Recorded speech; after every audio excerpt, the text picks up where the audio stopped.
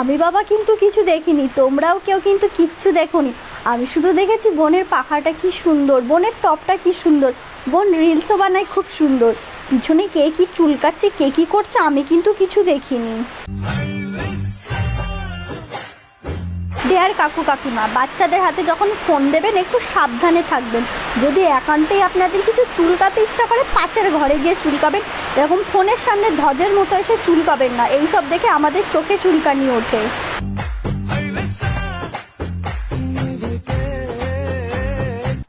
पीछे देखो पीछे पीछे तो देखो।